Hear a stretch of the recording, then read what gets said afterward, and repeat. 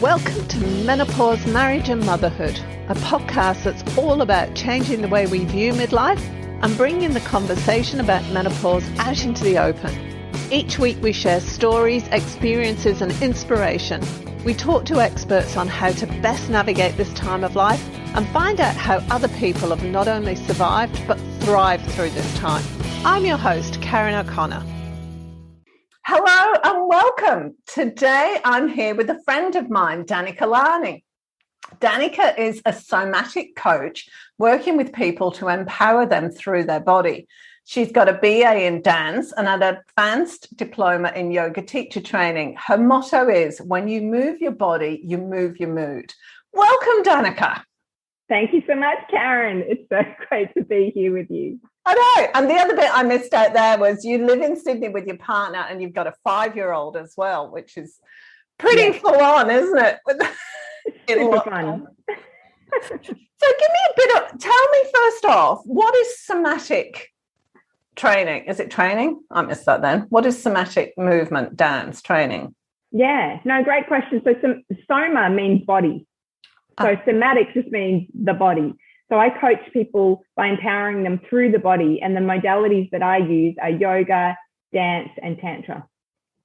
So all my work is all about being empowered through the body. And I've discovered there's a couple of things that really help you feel empowered through the body. And the first one is you've got to feel good in your body. If you don't feel good in your body, then how can you be empowered? Like, you can, it's not impossible, but it's harder.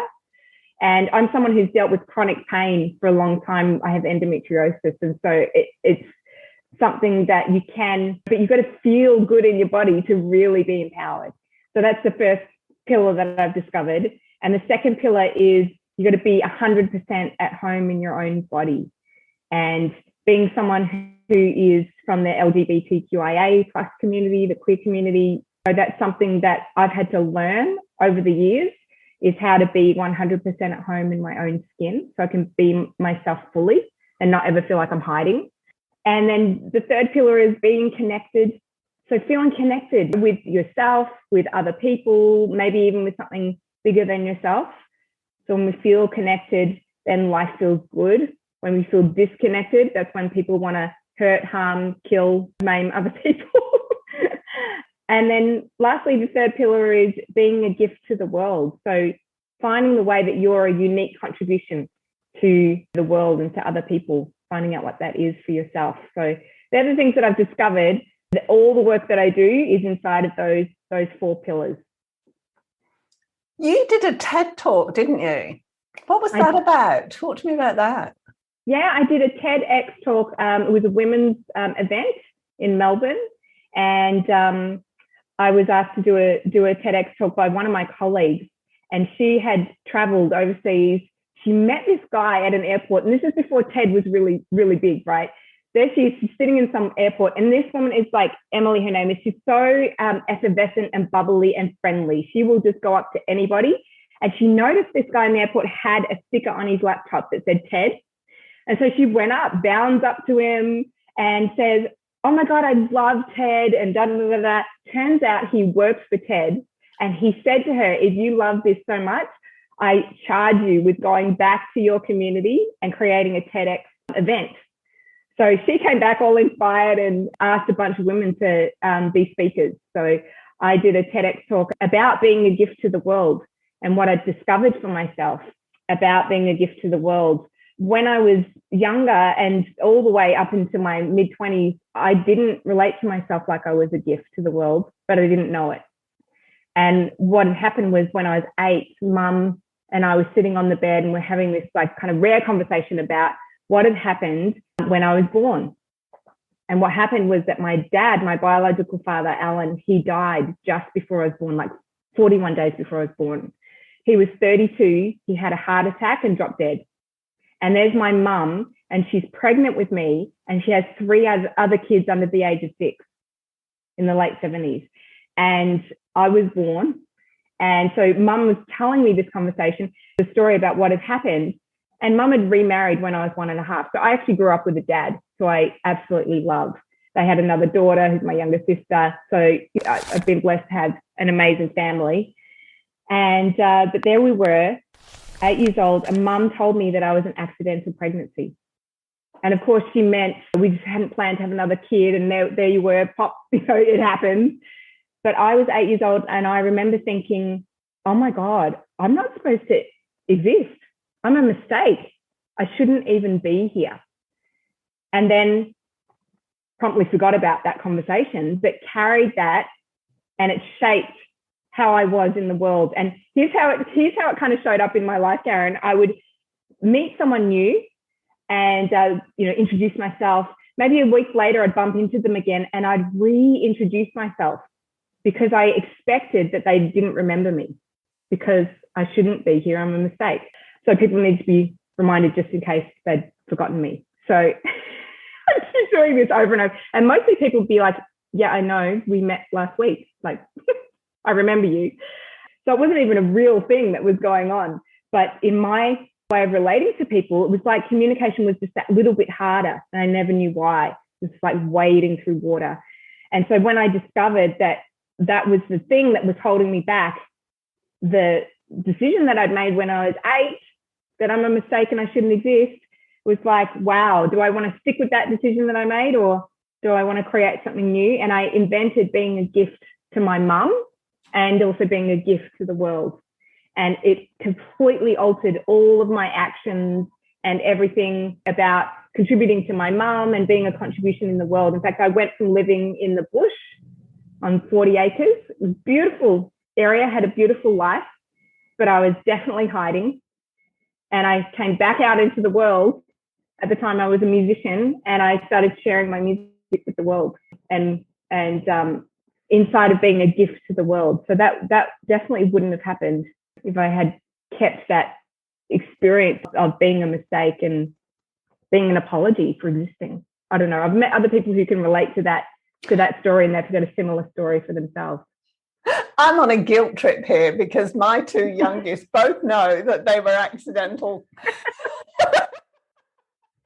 Don't worry, I have a vivid imagination. They didn't make that story up. They made it mean something else.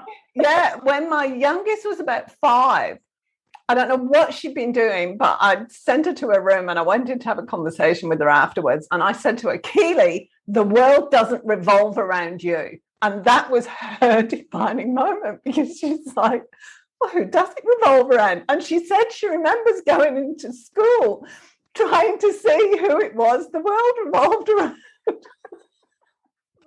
Oh my God, I love that. I mean, this is the thing. We say things to each other all the time, especially as parents. We will say things, and kids will hear things, and kids will say things, and we will hear things. So it's just, I think it's part of being human. So can't be avoided. I just I've said what I've said. I can't do anything about what the kids make it mean. They know that I love them, and that's all that matters in the end. They got their own stuff. Let me go to the gift to the world thing, because that's actually huge. Because as you were talking to me, I'm thinking, I don't know anybody that thinks they're a gift to the world.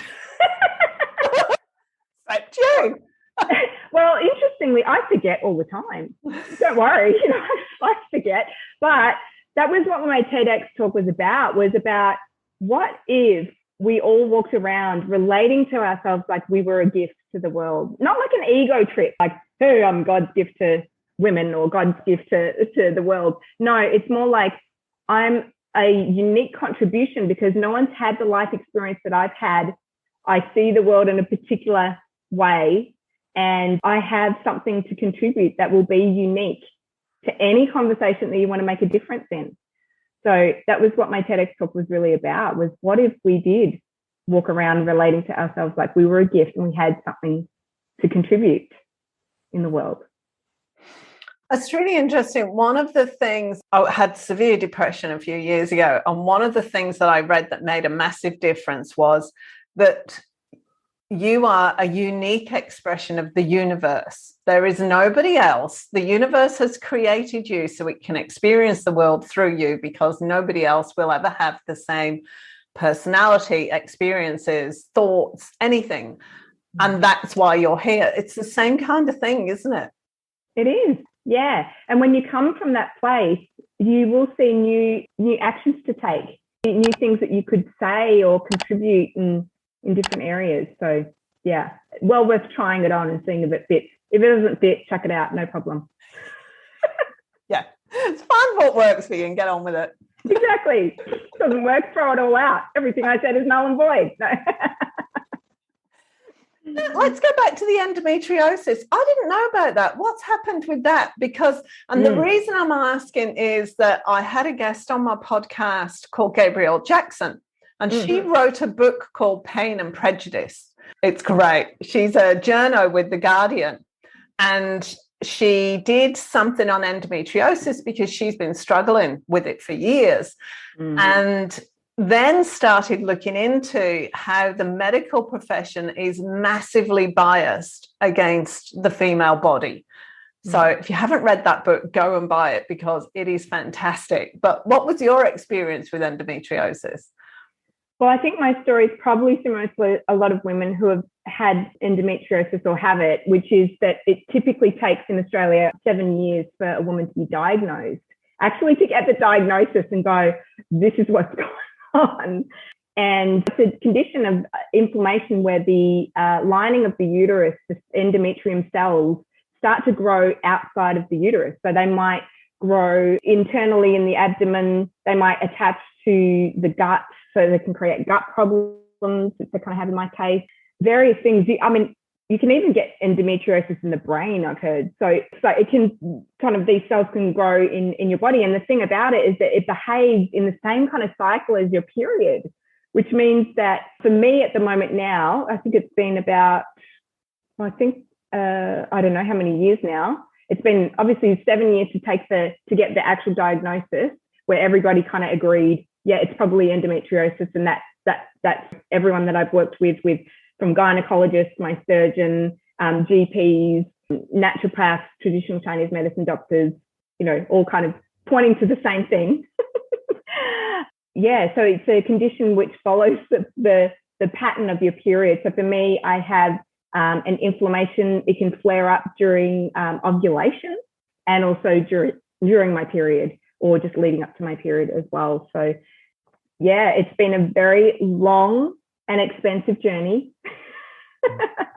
I put thousands of dollars and lots of energy and time into my personal approach with dealing with endometriosis. I've had 5 surgeries, and the surgeries have been hysteroscopies, which go up through the cervix. So it's deemed a less invasive type of surgery. And that's been to deal with a fibroid in my uterus, which I wanted to try that approach rather than a laparoscopy where you go through the abdominal wall. So to look inside and potentially laser off any webbing that has grown through with endometriosis. But I haven't had that surgery. I've just wanted to find other ways to kind of deal with. But what it's meant is that I've learned a lot of ways and strategies to deal with chronic pain, and ways to be contributing, still be a gift to the world while you're dealing with chronic pain. So, wow. I want to move on now to all your work in the gay community. Listen, before we go on, I'm going to apologise. I don't know the right terminology. I don't know whether I'm saying anything offensive. I'm just going to apologise, right? This is all no problem. A caring space here. Yes. Tell me about that, because when I was reading we were talking the other week and you were talking about queers of joy and drag kings. Seen drag queens, we've all watched Drag Race, but drag kings, never thought about it, but makes sense. Talk to me about all your work around there, because you do a lot of activism and charitable works around there, I think. Yes. Do you? Yes, that's right. So yeah, I love that you brought up drag kings, because most people have the same kind of question. They go, drag king, what do you mean? And I'm like, well, you know how you've heard of drag queens? Yes, is the usual answer. Well, a drag king, put simply and in quite limited language, but is a woman who dresses up as a man. and lip syncs and performs on stage in a drag king persona. So I've done drag king since 2012. I did my first drag king performance in a competition that a friend of mine was running, Rocco D'Amore, another amazing drag king. And so she was putting on this competition. She said, Danica, please come enter the competition. And so I got dressed up. I've discovered my drag king persona, which took a while to develop, but his name is Dario De Bello, meaning Dario the Beautiful. And quite an Italian stallion. I have a small percentage of Italian in my DNA, in my heritage, right? So it's very important when you create a persona that it's within your own heritage, that you're not culturally appropriating from someone else. So it's a big no-no in the drag scene, and something that people have sometimes gotten wrong, shall we say. It's been problematic. So very important to stick within your own cultural heritage. So, and I now have a group called Kings of Joy. And Kings of Joy is started as a group for first-time drag kings, because there's a lot of women who would love to try being a drag king, but it's quite terrifying, the idea of putting on pretend facial hair, strapping down your breasts, maybe putting a pair of rolled up socks down your pants. Like, there's a whole process that goes into preparing and finding your drag persona. And so I run these groups for women who want to do it in a group. And being in that group environment is a really safe way to try out being a drag king. And in my work in Tantra, I explore the divine feminine and the divine masculine. And I find that playing with gender and drag king expression is a really empowering way to explore your masculinity, and very fun. So we have so much fun. So these groups started in December last year. So my spouse, Chris, or Christian, had a project that they began, which is called Queers of Joy, which you mentioned before. So this is where Kings of Joy was born, from Queers of Joy. And Chris decided they wanted to create an event that was a performance night, a queer performance night here in Sydney, that really showcased trans and transgender, gender diverse, gender non-conforming performers, and had them get paid for performing. And so we decided that we would have these Kings of Joy, first-time drag king group, to perform each of the nights, each time, as well as part of it. So I'm the choreographer and creator of that, and it has been an absolute highlight. They've had standing ovations. We get the group out, and at the moment we've got a group who are practicing for Backstreet Boys. Everybody, yeah. Remember that song from is it the 90s? So yeah, it's super fun. You get dressed up in costume, you perform on stage with friends, with a group of people, and it's a real amazing way to explore a different kind of persona and expression for yourself. You're also doing something with Queers of Joy with some people in Africa as well. Yeah. So what happened was Queers of Joy's every second month we have a live show, but of course Sydney went into lockdown. And at first, Chris and the other co-producers, Malika and Gabrielle, they were not necessarily thinking of doing an online show. But then Gabrielle was like, no, the community needs it. Let's do an online show. And so the first online show of Queers of Joy, someone bought a ticket from, I think there was someone from Pakistan or Sri Lanka, all over the world. People started buying tickets. And then the second show that we had, there was a trans woman named Lucretia, and she's actually a refugee. She's a Ugandan refugee living in Kenya, in one of the world's largest refugee camps. There's about 200,000 people in these camps, but this group that Lucretia lives with are all the LGBTQIA people in the camp, and they've been segregated to one end of the camp, and they're subject to daily acts of violence. So recently, Lucretia was hit in the head with a rock. Their shelter, there's about 56 adults who live there, plus their children. And they've had their shelter burnt down twice. So they've been sleeping out in the open. People have died in those fires and those arson attacks.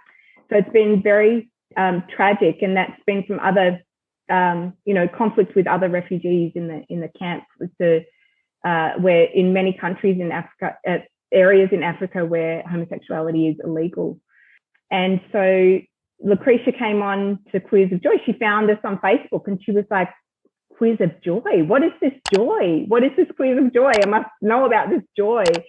And came onto the show. Unfortunately, there was rain and it interfered with the internet. So Chris sent Lucretia the recording of the show, and she sat around with a bunch of people there, and she said, we have not seen smiles like this on people's faces for a long, long time. And so we actually invited Lucretia and some of her friends there to come back to the next Queers of Joy online and perform. And they did a lip syncing piece, which was actually really quite harrowing, I have to say. There was just this, because these are people who have nothing, who are dealing with, we have 1 cup of rice for our community until Christmas.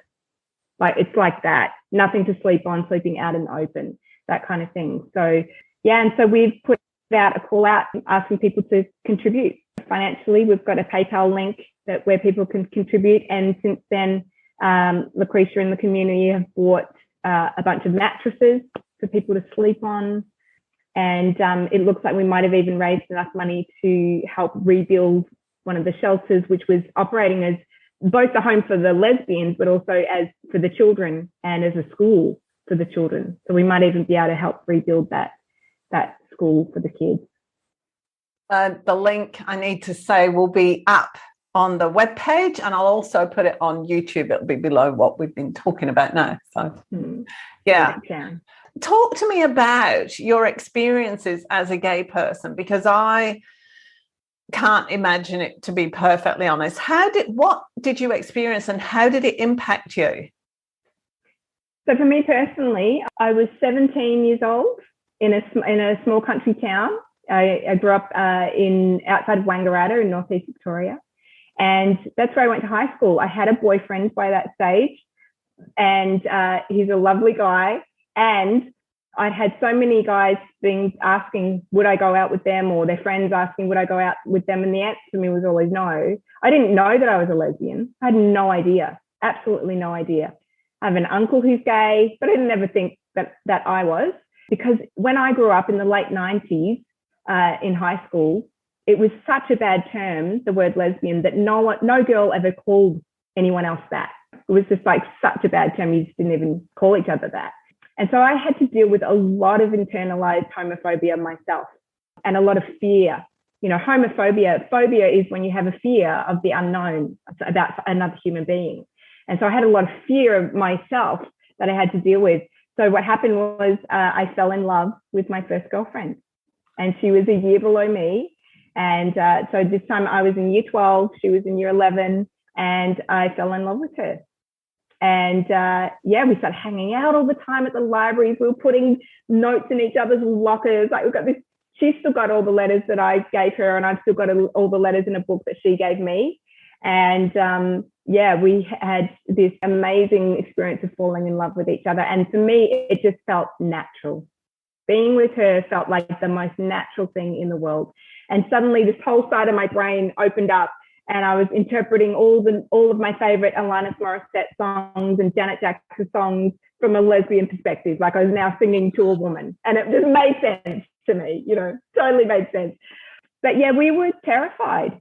We were really scared. We had a gay boy who came back, who was a year above us. He came back to town, and he got bashed up the street. We were frightened. And so we left and we moved to Melbourne as soon as we could.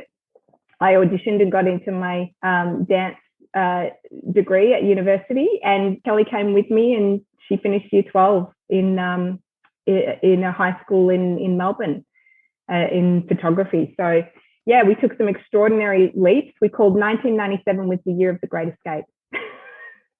But I had developed panic attacks, in that time of being at high school and not feeling safe. I didn't feel safe. I had, like I said, I had this experience of being someone who had been very open and friends with everybody. I was friends with the cool kids. I was friends with the dorks. I was friends with I had this open door policy for myself.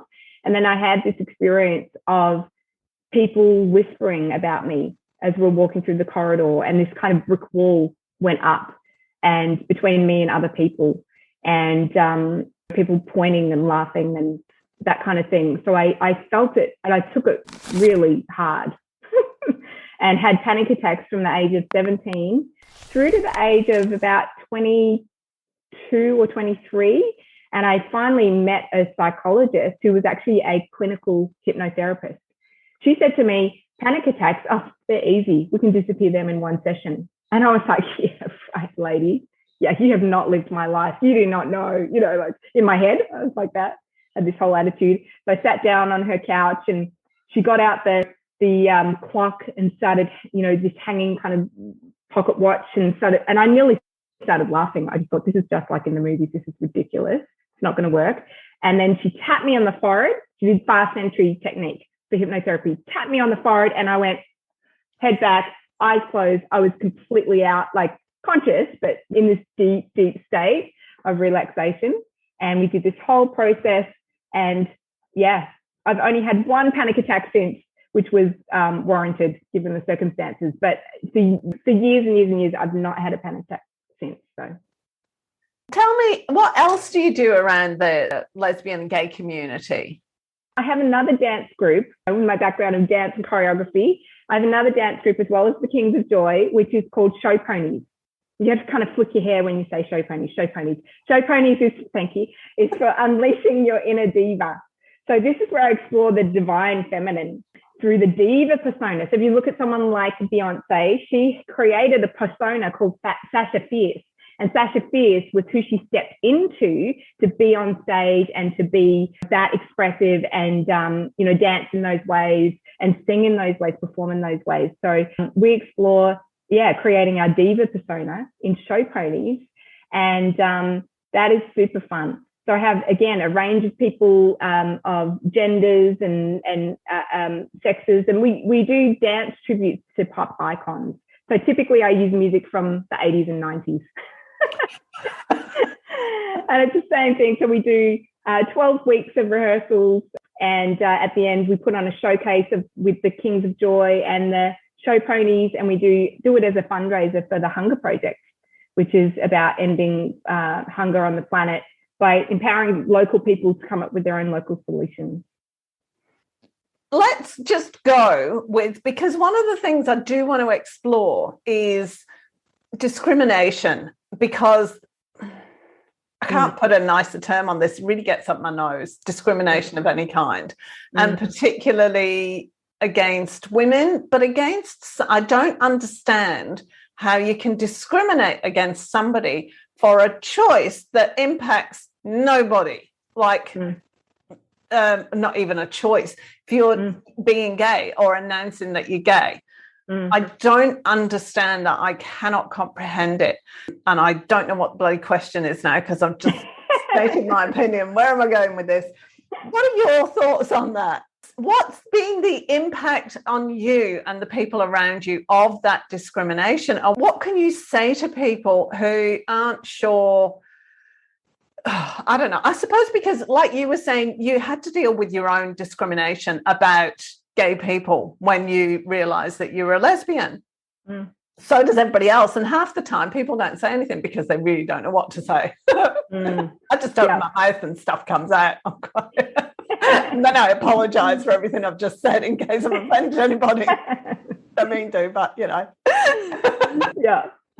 What are your thoughts on that?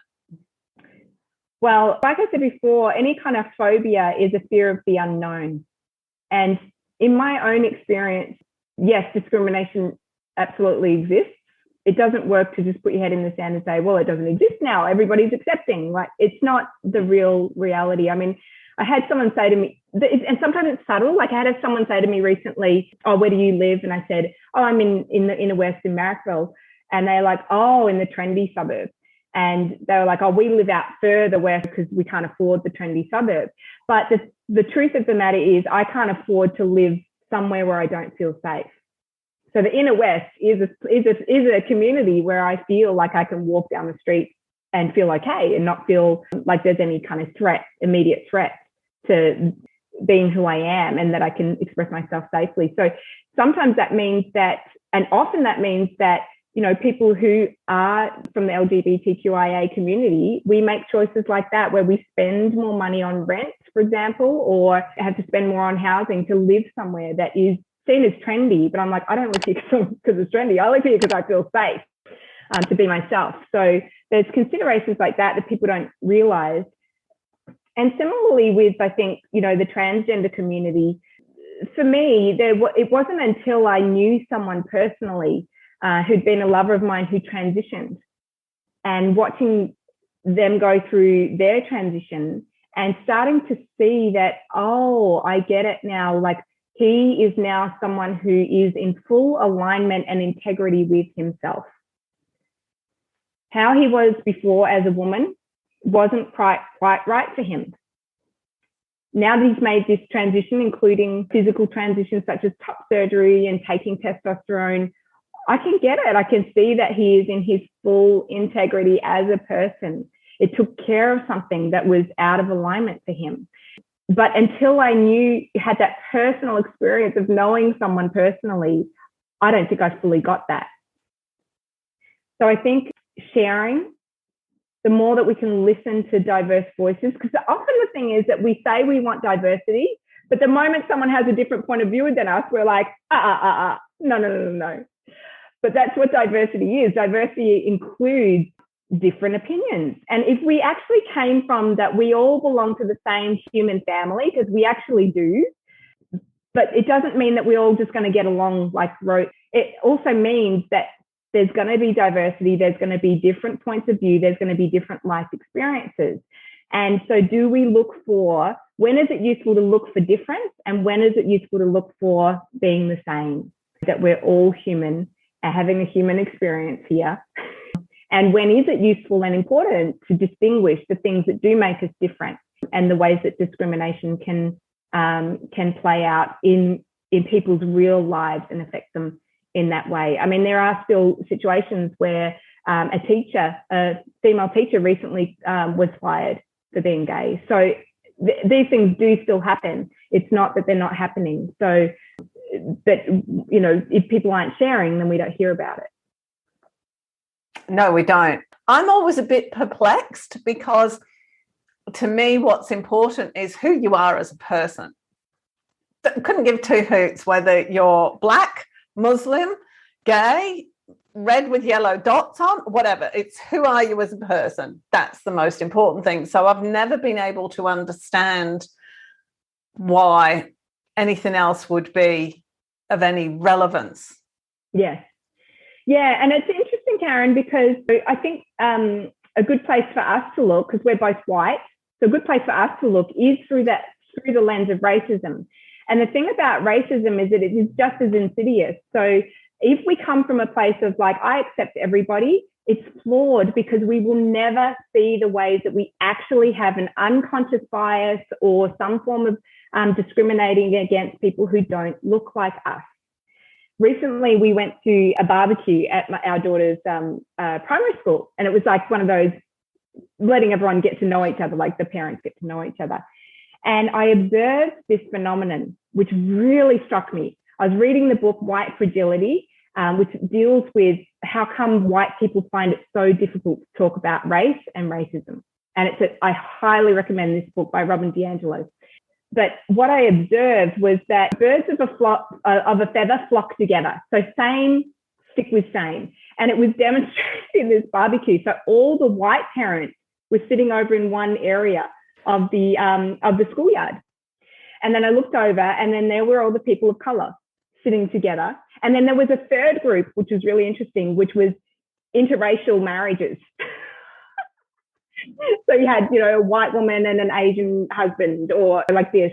And my spouse and I, Chris, stood in the middle of the schoolyard looking around going, oh my God, what's happening and where do we go? You know, like it was fascinating to see human beings behave in this way. So I think it's useful to take off the lens of I'm accepting of everyone and just look for, how do I discriminate? Where do I benefit from a privilege that I didn't earn? in what ways do I benefit from that, even if it's just in networking, you know? And it takes, I belong to a business networking group, and it takes something to think outside of where you would normally go and who you would normally speak to not just look for people who look like you, to actually broaden your network and look at, well, how come all my friends are white? Or how come I don't know someone in business who is a different gender or sexuality or race than me? Like, and not to make yourself wrong or invalidate yourself at all, but just go, oh, okay, I have to do some extra thinking and intellectual effort to broaden and look out and go, yeah, where are the people of color hanging out that I could connect with and support and empower and be contributed to as well? It's interesting that you're saying that, because as you're talking, I'm going, oh yeah, I flock to the easiest conversation. So if I've got a background of relatedness, same gender, same career path, same kind of age group, that's going to be the easiest conversation for me to go to.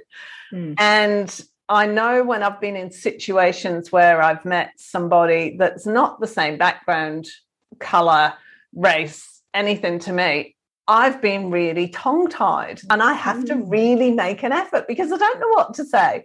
There isn't an automatic thing that I can talk about because I don't know what to say. Yeah, beautiful example, Karen. I think that's great.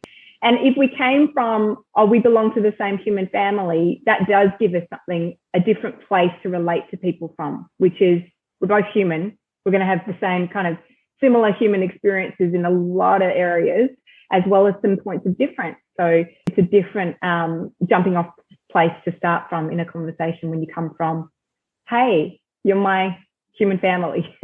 I'm your human family. That's actually great. That gave me a lot of freedom because it's less about the detail and more about the generalities, I suppose. Yeah. And then you can get curious about the detail.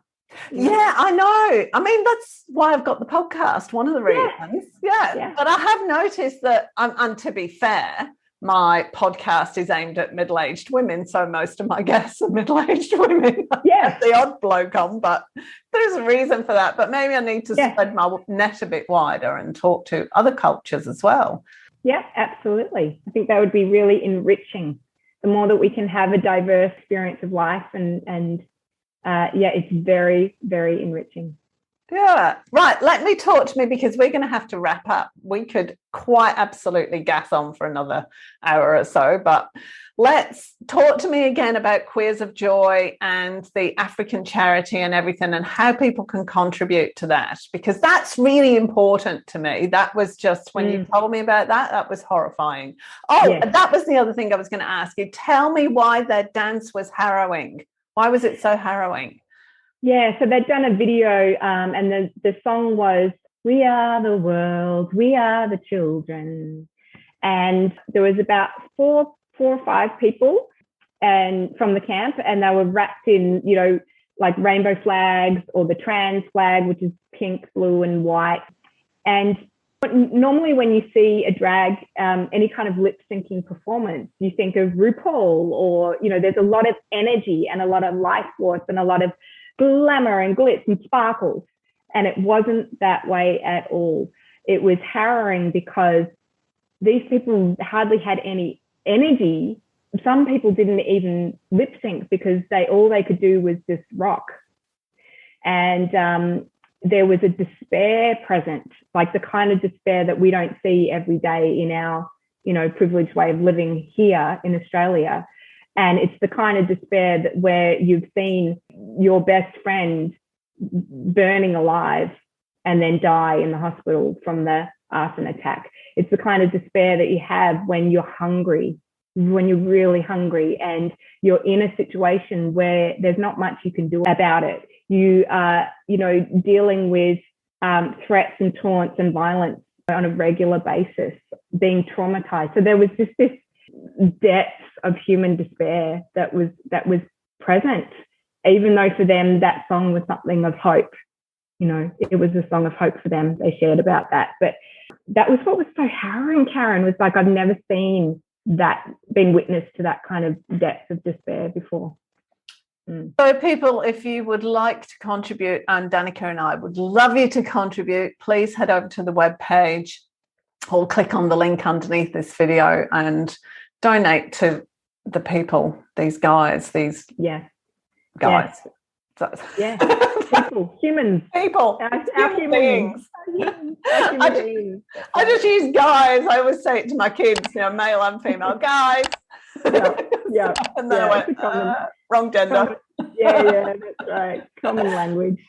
Yeah, so that's I've written a blog post about the community, Block 13, they're called. And there's a link in there, which is a PayPal link where you can contribute financially. And they've been really responsible, really accountable to how they're spending that money. They've asked that we don't give it all at once. And they've got a finance team in the community. So they, work together collaboratively to make decisions about what to spend the money on.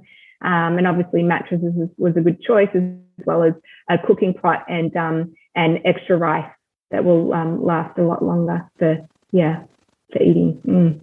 Oh, that's heartbreaking. Yeah. Thank you so much for this. This has been absolutely wonderful. Thank you, Karen. It's a delight, and it's a delight to be with someone who's so curious and engaged and, has so much energy and life and love for people. So thank you for who you are. Oh, thank you.